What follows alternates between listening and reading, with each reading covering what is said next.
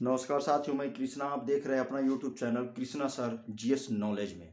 अगर अभी तक आपने मेरे इस चैनल को सब्सक्राइब नहीं किया तो सब्सक्राइब जल्द से करें और जुड़ जाएं इस चैनल के साथ। आज का सेशन है या आज के चर्चा का विषय क्या है? 1892 का भारत परिषद अधिनियम।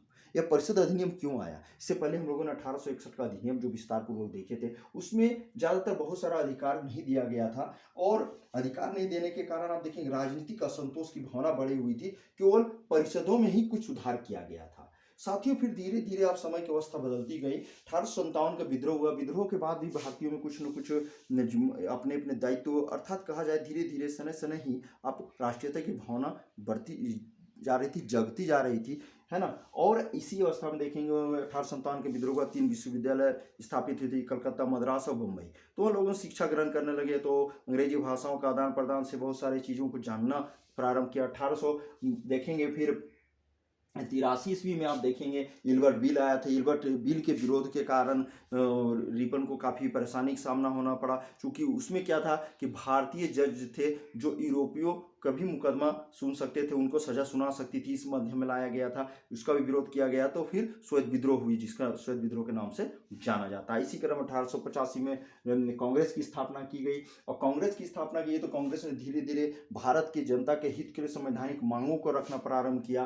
तो शुरुआत में तो ठीक थी, लेकिन बाद में धीरे धीरे डफरिन बहुत उस समय बहुत ही होशियार थे कहा जाए तो, क्योंकि डफरिन उस समय भारत के वायसराय थे। और डफरिन क्या चाह इससे जब मांगों को रखना शुरू किया तो शुरुआत में तो सपोर्ट किया, लेकिन धीरे धीरे धीरे वो उनके विरोधी हो गए। क्यों विरोधी हो गए? वो जानते थे कहीं ना कहीं भारत अब ये एक संगठन बन चुकी है और ये मांग पे मांग करती रही। ये एक तरफ से नकारते रहा, लेकिन दूसरी तरफ उन्होंने अपने संसद अर्थात ब्रिटेन में कुछ सूचनाएं भेजी, रिपोर्ट भेजी कि नहीं, इसको कुछ सुधार किया जाए, भारतीय कुछ रखा जाए, है ना, और इस तहत उसको कुछ जिम्मेदारी दिए जाए, वो समझा जाए क्या है क्या नहीं। तो इस मैटर में उन्होंने ब्रिटेन में भेजा, एक अधिकार भेजा, पत्र के रूप में सूचना भेजी, वहाँ से अप्रूवल कुछ मिला। और इसी समय देखेंगे 1890 में ब्रिटेन में कंजर्वेटिव पार्टी की सरकार थी, और उस समय जो सचिव थे आप देखेंगे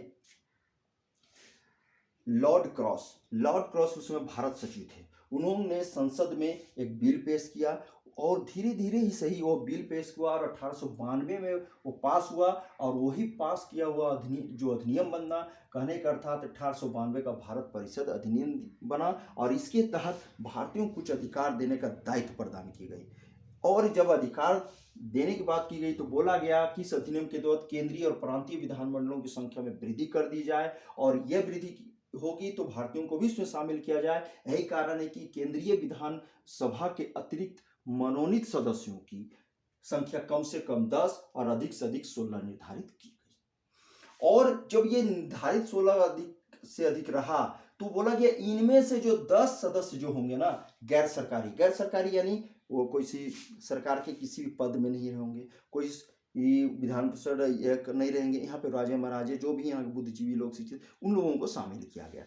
अब यहाँ पे गैर सरकारी सदस्य की जो बात हम लोग कर रहे हैं, तो ये गैर सरकारी सदस्य की नियुक्ति कैसी होती थी? तो अप्रत्यक्ष निर्वाचन प्रणाली से, इनडायरेक्ट इलेक्शन सिस्टम से। और इस तरह भारत में देखेंगे निर्वाचन प्रणाली की शुरुआत होती है। क्वेश्चन भी आया हुआ है कि किस अधिनियम के तहत अप्रत्यक्ष निर्वाचन प्रणाली की शुरुआत हुई? तो 1892 का भारत परिषद अधिनियम। जब शक्ति दे दी गई तो यह विधान परिषद में भी शक्तियों को वृद्धि की गई। जब वृद्धि की गई तो भारतीय सदस्य थे, उन भारतीय सदस्यों को क्या किया गया? वार्षिक बजट, देखिए परिषद के भारतीय सदस्यों को वार्षिक बजट पर बहस करने और सरकार से प्रश्न पूछने का अधिकार दिया गया था। पहले ये चीज नहीं था, 1861 में लोग देखे थे, ये सारा चीज नहीं था। लेकिन इस अधिनियम के तहत बजट में बहस करने की बात की। आज भी हम लोग देखते हैं बजट पेश होता है, फिर बजट पे चर्चा होती है लोकसभा राज्यसभा दोनों में, तो बस उसी चीज को यहाँ पर अधिकार दिया गया। फिर प्रश्न पूछने की बात की गई, ये अधिकार दिया गया इस अधिनियम के तहत। लेकिन इसमें सबसे बड़ी विडंबना क्या है कि सारा चीज दे दिए आप, लेकिन मतदान करने का अधिकार नहीं दिया गया। अब देखिए यहाँ कि प्रांतीय विधानमंडलों में को खासकर बंबई और मद्रास में इस अधिनियम के द्वारा न्यूनतम 8 सदस्य और अधिकतम 20 अतिरिक्त सदस्यों की संख्या बढ़ा दिया गया। और सबसे पहले देखेंगे कि इसमें क्या एक चीज है, अगर सार्वजनिक हित मामले यानी आम जनता के मामला है, देश के हित के मामला है, अगर कोई ऐसा प्रश्न हो, अगर उसको पूछना है तो उसके लिए क्या करना है कि भारतीय जो सदस्य थे इनको सार्वजनिक हित के मामले में 6 दिन की सूचना देकर प्रश्न पूछने का अधिकार दिया गया। यानी सरकार वो क्या कर सकती थी, पहले सूचना देती थी, कहाँ भी, वो केंद्रीय प्रांतीय दोनों में, यानी सेंट्रल में भी और स्टेट में भी, ठीक है।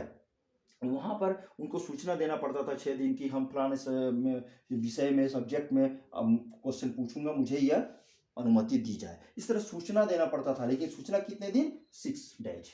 फिर क्या होता साथियों, प्रांतीय परिषदों के गैर सरकारी सदस्य, प्रांतीय यानी स्टेट में गैर सरकारी सदस्य कौन होते थे, देखिए, नगर पालिका, जिला बोर्ड, विश्वविद्यालय एवं वाणिज्य मंडल द्वारा अप्रत्यक्ष निर्वाचित सदस्य होते थे। यानी ये सब इनडायरेक्ट रूप से निर्वाचित होकर जाते थे, ये सिस्टम दिया। साथ ही फिर देखें कि इस अधिनियम के द्वारा क्या है कि सारे चीजों को तो अधिकार अवश्य दे दिया गया, लेकिन यहाँ एक चीज क्या है कि इस अधिनियम में निर्वाचन प्रणाली की जरूर व्यवस्था की गई थी, लेकिन आप देखेंगे कि व्यवस्था करने का तो कर दिया गया, लेकिन स्पष्ट विजन नहीं था। क्या नहीं था, कोई स्पष्ट विजन ही नहीं था इस अधिनियम के तहत, ठीक है।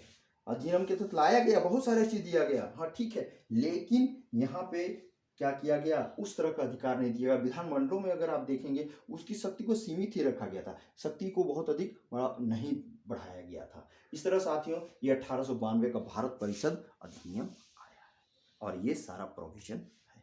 साथियों ये वीडियो कैसी लगी आप जरूर कमेंट में मुझे बतलाएं, और पसंद आई तो लाइक अवश्य कीजिए, सब्सक्राइब कीजिए। मस्त रहिए, आज़ाद रहिए। नमस्कार।